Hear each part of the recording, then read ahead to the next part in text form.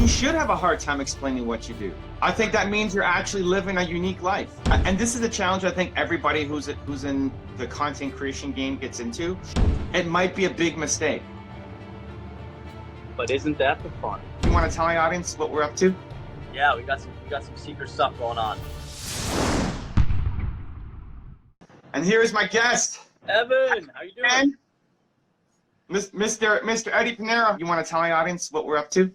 Yeah, we got some secret stuff going on. So right down the street, actually, at Margaritaville on September 7th, Evan's going to be joining me and a bunch of other fantastic speakers, talking about how we grew businesses and lifestyles around doing what we love. And can't wait. The clock's ticking. It's like a week and a half away now. That's crazy. When did I first meet you? You know, and I'm gonna tell this story at the event. The first time I met you, Evan, I reached out to you. I had like a very small YouTube channel and just asked for some guidance, and you were so cool about it. And we hopped on the phone and you talked about, gave me some tips and stuff. But that was like 4 years ago. That's a long time ago. Eddie, if you don't know, has a motivational channel called Your World Within, and he does his own. It's all your own speeches, right? It is, yeah. Kind of my own. It's like a digital journal in a way. His own speeches, but it's put to music, and there's always inspiring graphics on top of it. And didn't you have a song in there too, or like a rap song? Did I make that up? I started to experiment with some spoken word stuff. Yeah. Push some boundaries a little bit. Cool. I liked it, man. I liked it. And now he's putting on his first event off the same brand, Your World Within, and so I'm going to be speaking there. Yeah, it's coming up. I'm excited, dude. Can't wait. It's gonna be really cool. So what do you want to talk about? What are we going over? Wanted to just kind of, I thought it'd be cool to, have kind of merge our audiences, give them exposure to you. I know a lot of them, I'm sure, have seen you online. It's a pretty big presence, but just kind of talk about the similarities that we came from in terms of jumping into the unknown and losing the stable thing.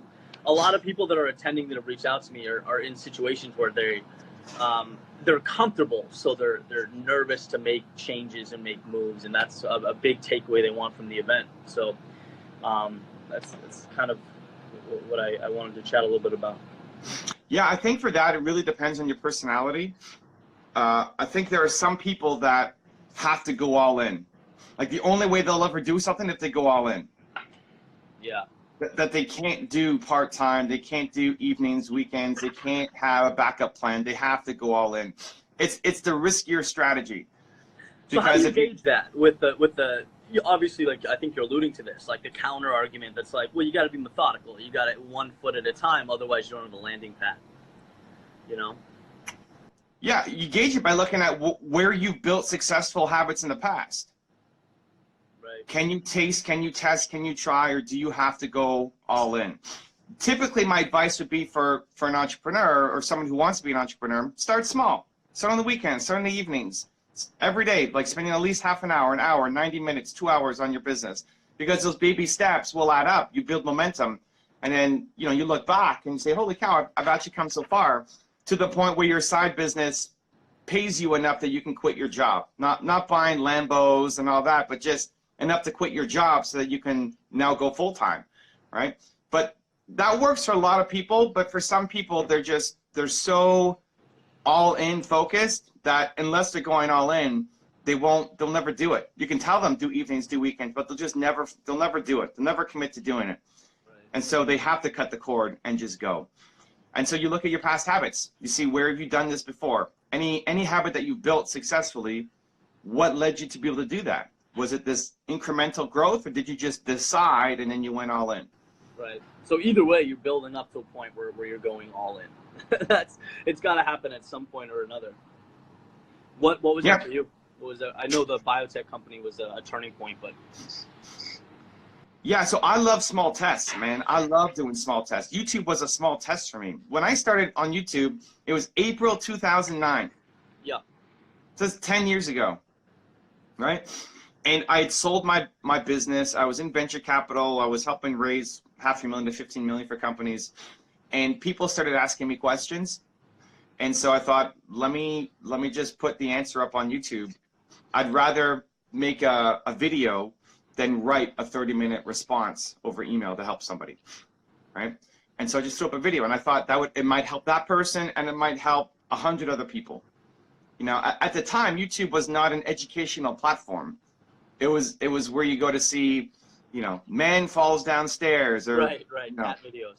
yeah, exactly, like these short, you know, 1 minute, stupid, entertaining videos, but nothing that actually, you know, is educational. So there was never an aspiration that I'm going to have a channel with 2 million subscribers. You know, that didn't exist. Actually, I might cross 2 million when I'm at your event. Let's see, what am I? Awesome. Yeah. That'd be pretty cool. Live from stage, we crossed 2 million subscribers. Ooh, I don't know. It's going to be tight. We might. I think it'll be just before. I think I'll hit it just before coming out. Anyway. Good. And you diversified, right? So now you have multiple channels out there. You got a blogging channel, some different stuff. Yeah, and listen, I don't know if that's even the right move or not. We'll find out. You know, this this is actually scary for me because there's no easy way to really test that. So, and we can talk about it when we're there too. But there's 5 people in the world who I'd really take YouTube advice from. That if they said, "Hey, Evan, you're doing this wrong," I'm listening, right? I'm at the top of my game in what I'm doing, but there's still, you know, 5 people who we collaborate, and if they told me to do something, I'd really, really take it seriously. One of them said, "Evan, you need to split up your channel. Making 3 videos a day on one channel is a mistake, and it's hurting your channel. And you need to go and split it up to 3, 5, 8 channels." And another of them said, "Evan, don't split up your channels. It'd be the biggest mistake you can make for your channel." Oh, really? Yeah. Like these 2 guys, 2 experts, 2 people who I'd look to for advice, lean on for their credibility, saying opposite things. So what do? You know, there's nobody else who's really done this. There's no, you know, somebody to learn from. You know, I mean, the people coming to your World Within event, the people that you're bringing out on stage, they've been through stuff, and the people in the audience can learn from them. Nobody's done this idea. And so for me, I'd rather know and fail than not know. Right. And so I know what 3 videos a day looks like. I don't know what 8 channels looks like. Yeah, it's funny. I've done a little bit of research, and it's the same thing. It's split. Like, some people, when they get big, they say have a vlogging channel. Other people are like, why would you diversify an audience? It makes no sense. It's like literally polarized, you know? But yeah, so we're seeing, and to be honest, I don't know that it's working right now. Like, if you asked me what my recommendation would be, I couldn't give you one yet. yeah. It might be a big mistake. But isn't that the fun? Well, I gotta know. I'd rather know and fail than not know. Right. And so it's been, I don't know when I split it up. It's been at least 3 months of having the separate channels. Just not enough time. You know, my hunch is that in the long run, it'll pay off, but the timeline to make it pay off is going to be way longer than I thought. Yeah. I think the impact on the main channel isn't that great either way. The theory was having less videos on my main channel would make the videos that are there stand out more. I don't think that's really happening yet. But then with the sub channels, they're growing. They're just growing not that quickly, right? I mean, the biggest one, I think there's a couple at 11,000 or 12,000 or something. Well, you hit a point where you start growing exponentially, right? So in comparison, it's almost like they're back. They're not at that point yet, the hockey stick. In theory, yeah. Right? So like when you've seen something go 0 to 60, everything feels slow. Right now we're doing a lot of theory on that. So yes, True. It makes sense. In the long term, it makes sense. I just thought it would pay off faster. Gotcha. We'll see. Yeah. I don't know. You know what? Speaking of that, a few people have asked me. One of them is actually attending the event. So when it comes to, like, for you, YouTube and you know, I know you're into salsa. For me, there was a lot of things that I was decent at that I enjoyed, that it took a lot of, I want to say, maturity or growth to cut away and realize, like, look, you can be good at this, above average, but can you be excellent? I don't know. Whereas other things, it comes natural, you enjoy it, and you know for a fact you can be in the top 1-2%. Like, when did you learn to cut away the things that weren't taking you to where you need to be, or where you feel like you should be? So I think other people can learn a lot faster than I did because of mentors and guidance, right? I was just trying to figure it all out on my own, and that's the slow path that I don't necessarily recommend to other people. As a starting point, I think everybody has Michael Jordan level talent at something. Everybody watching, everybody coming out to your world within, everybody, you can be the best. You're the best at something.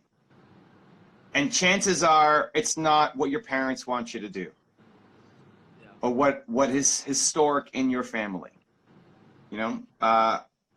And so, you know, even looking at what you're doing, chances are your parents aren't motivational speakers. You know, you're off doing your crazy thing.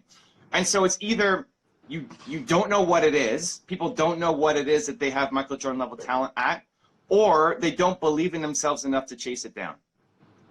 And I think it's the world's biggest problem. I think the world's biggest problem is people don't believe in themselves enough to figure out their Michael Jordan level talent and then go chase it down every day.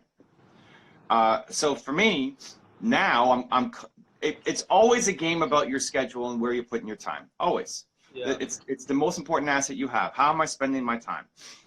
And I'm constantly asking myself, is this the best use of my time? Is this the best thing I should be doing right now? Should I be doing an Instagram Live morning show versus something else to grow my business, to grow my brand? I don't know. We play with it. We test it. But having that constant discussion with myself, combined with looking at what is getting results, you know, like, is it working? Yeah. And so you did that experimentation, because that's one of the questions I get, right? It's like, but I don't know. And so for me, like, one of the biggest growth periods in my life was after I left my sort of corporate environment, was playing acoustic shows in Boston for an audience of 3 people. It was like writing songs and putting CDs out and blogging and writing speeches and doing all these things that at the time it's like, it's insane because there's no validation. There's nothing coming from it. But I look back, the dust is starting to settle a little bit, and it's like, oh my God, that was such a transformative time in my life. As long as you love it, I think you have to keep going. Yeah. You quit when you stop loving it. Yeah. Because if you quit on something, but you loved it, you're going to come back in a year and 2 years and 5 years and look back on your life and say, I should have kept going. Right. So I think people quit too soon on things because they haven't figured out how to make it work. And you have to find another way, find another angle, play another show, make another video. You got to keep working at it as long as you love it. But I also think there's a lot of entrepreneurs who stay in something too long. They stay in the thing that they've lost the love for, but they stay in because it makes them some money. Right. So they've bought themselves a job. And it's like they've invested, so they don't want to leave. Yeah.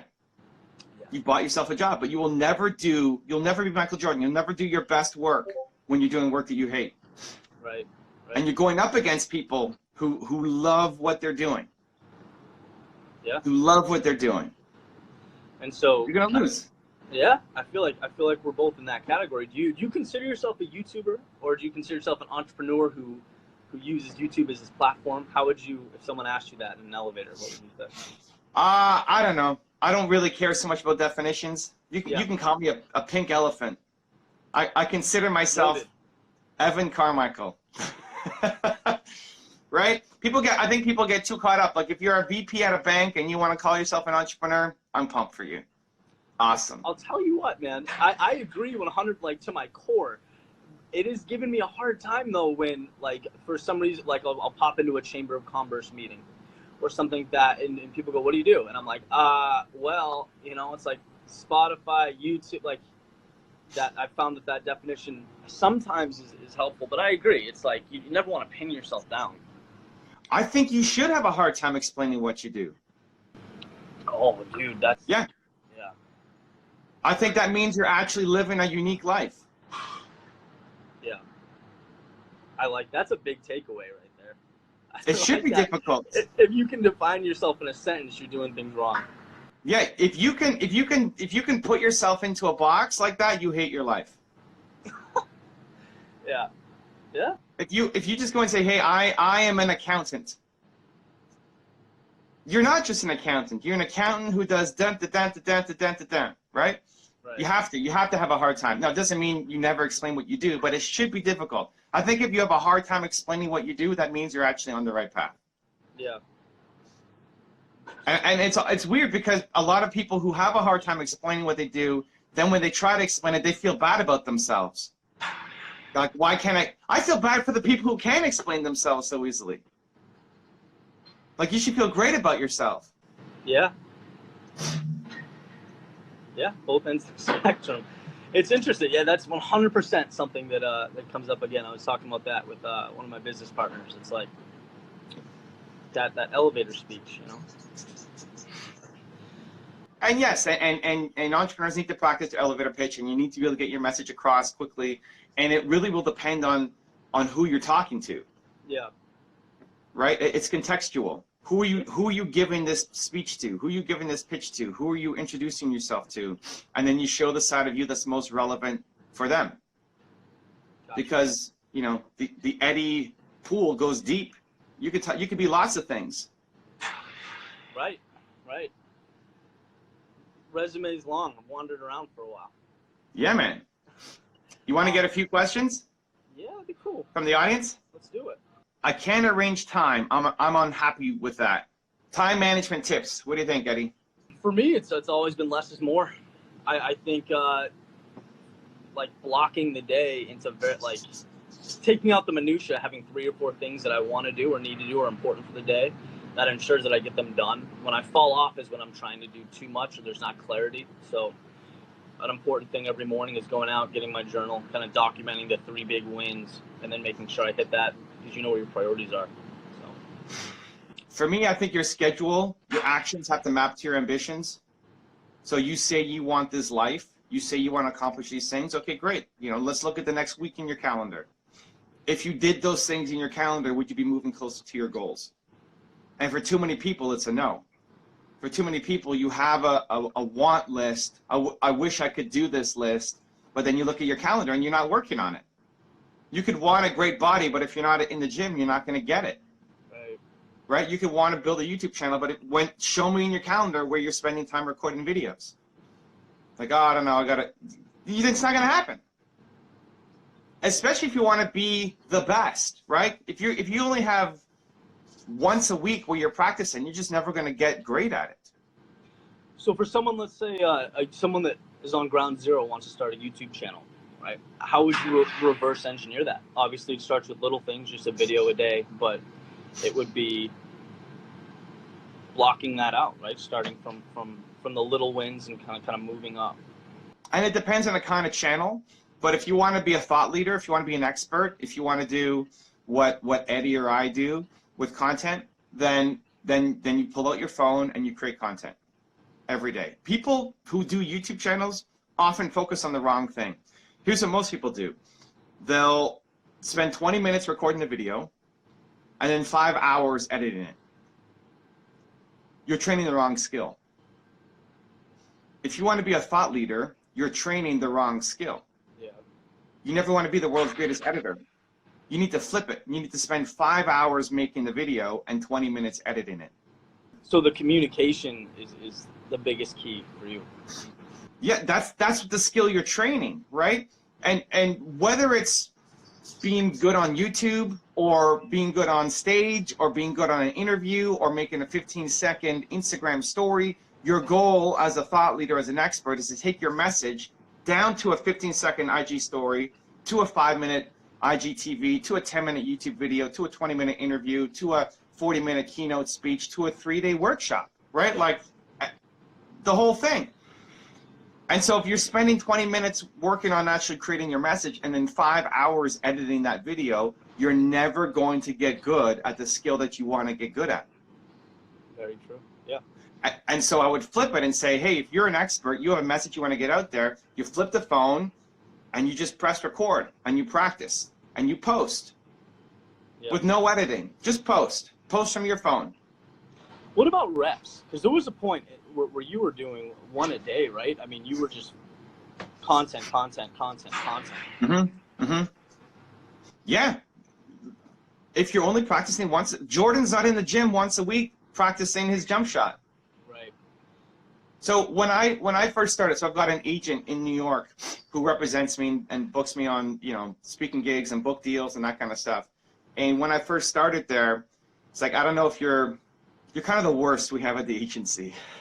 No, it's like, you're kind of the worst. You're the worst speaker we have. Oh. Like, wow, great, thank you, Steve. But I love your believe message, and so I'm going to take a flyer on you and see, you know, what we might be able to do. And I was already, I don't know, 5 years in on my YouTube career, already made lots of videos. It wasn't that I was just pure startup. And so I said, okay, great, make me better. What do I have to do next? It's like, okay, what I need is your foundation story. Your first video with us has to be your foundation story, why you do what you do. And he said, I want you to make a 20-minute video with your story.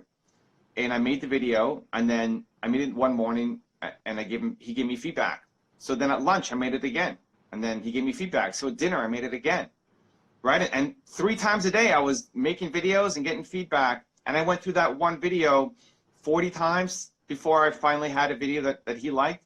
And this was a 20-minute video. It's not just some 40-second quick intro. Right. And within a couple of months, I went from being the worst at the agency to the best practice that then he was using to say, hey, look at what Evan's doing. Because while I was making 3 videos a day on my channel, the other people at the agency were struggling to find time to do it once a week.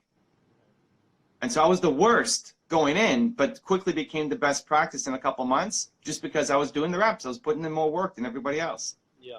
So if you want it, you got to put in the work. Just look at your schedule. Do your actions map to your ambitions? Show me the time where you're putting in the work.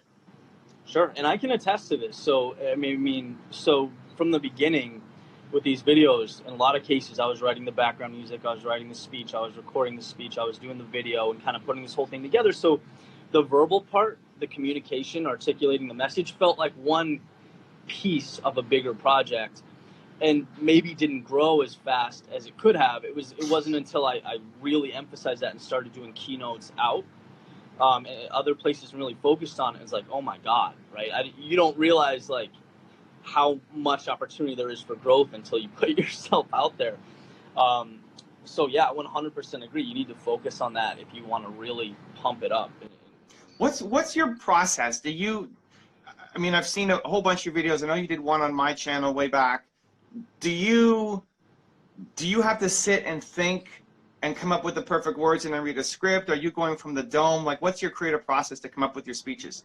Yeah, so I like to make the speeches rhythmic and sort of artsy. So what I'll do is I'll go out at some point in the week, you know, in Evernote, I'll jot down a concept, something I learned, good, bad, ugly, in between, whatever. And I'll either, you know, somehow either write music, get music, depending on the week, and I'll loop the music and write the speech over the music, right? So that I get that sort of cinematic cadence. And then that's sort of the process. So it's not free flow off the dome. Like, I'm sure I could do that, but that would remove a piece that I really think is valuable with those videos. So it's rehearsed and it's to the music, and that's kind of yes. Yeah. What I'm wondering is there a way to get it out even faster with less of the stuff that you're not great at? Yeah, right. When you're emotionally invested, it's tough. It's tough to get the video editing to someone else but yeah, I mean, that's a very obvious domino that's got to fall, right? I shouldn't be editing videos at this point. If I want no. Like, how often are you making a video? Once a week? About once a week, yeah. Yeah, so I don't know how long it takes you to make, you know, to do because the speech and the, you know, the cadence and all that, and the thoughtfulness behind the message too is where I think you really shine. Could you make a video that's just you talking? That's where I put a lot of this stuff on Spotify. I'm trying to, I guess, per platform, tailor it to that platform. But yeah, I mean, there's big opportunity to scale it for sure. And this is the challenge I think everybody who's in the content creation game gets into. What is it that you are a genius at? Because here's what I think. I think if you made a daily video, if you could put on a song and within half an hour come up with a message, and then you record it into your phone, and sure, you get a tripod and stabilize it and everything, but it's just Eddie into a phone with a soundtrack behind him, if you went and you did that daily, it'll be a little bit lower quality in terms of production value, but it's the genius ideas coming out there more, that's actually the thing that allows you to scale to then get multiple editors to work on these things for you. Right. Yeah, I mean, that's a really good idea. Like, I think I messed up because I was doing everything myself at the beginning. And if I was starting over, I would have zero editing because the genius is in my thoughts more than anything. Just what we're doing right here, right now. Right. This is just, we're talking into a cell phone. Did you have trouble giving that up for whenever it ultimately happened? I just didn't, nobody challenged me on it. Yeah. I didn't even know it was an option. Now, I mean, when I started, you couldn't use a cell phone to make a video. I had to have a camcorder, right? Like, right. It's old school. It's 10 years ago. 2009. I used a flip phone, the flip cameras. I don't know if you remember those things.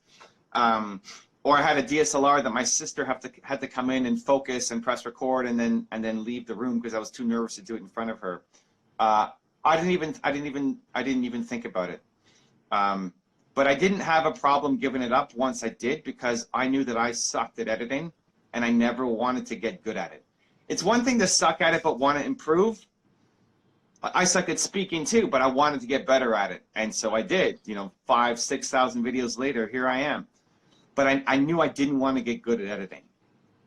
And I could have grown a lot faster if I was making a video a day with no editing than a video a week or a video every 2 weeks with my okay editing. Yeah, so from that point, it's a no-brainer. But I think for everybody, I think for your process, I think if you posted videos and somebody, at the start, somebody will say like, hey, where's the cinematic? Where's the man jumping off the mountain? Where's the like sunrise over the Pacific and all like the beautiful visuals that you have? But being able to make a video a day and put those out versus one of those every week, I think will actually have a much bigger impact for your brand and get your message out there. And that's the move that allows you to then hire 3 full-time editors to help keep up with all the stuff that you're doing. It's not disrespect editing, right? Like you need to have editors, but this is the step to get you doing what you're great at is the step to get you to be able to get, and not just you, everybody, is the step to help get you to the editors more than you trying to do everything. Right. If your goal is to be the 1% at something, I'm not going to be editing stuff for Scorsese, right? So it's like picking the thing that you add the most value and going all in. And then spending as much time there as possible. Right. Like if your thing is, I listen to music and then I get inspired and I create this amazing inspirational, monologue or spoken word or speech or rant or, whatever you want to call it, then that's where you need to spend as much time as possible and as little time doing everything else. And the more that you're putting those out, the more you'll be able to build a business and attract a team and attract people who want to say, hey man, I love what you're doing, but can I help? I'm a great editor. And that helps build your brand, right? Awesome. We've got 24 people on my team now helping make all the content that I'm making. And collectively, they do more work than I do. Beautiful. Well, I know we're bumping up against the clock. People want to find out more about you, the event, Your World Within. What's the next step? I'll punch it in the comments here. Your World Within Live. You can learn about Evan and Catherine Nash and Brian Breach and a lot of really awesome people that are going to be there sharing their wisdom and taking questions. So if you're in the Hollywood area, definitely join us, or the South Florida area. And Evan, thanks for having me on to chat, man. I appreciate it. Thank you, Eddie. And for YouTube, we'll put that in the description below as well. Perfect. Much love. Thank you, man. See you soon. Hey, take care. If you want to book a one-on-one interview with me for your channel, I promise I'm going to give you the best energy, motivation, ideas, strategies that I have. I have a free and a paid option. Go check out the link right there next to me to book your time. I'll see you there.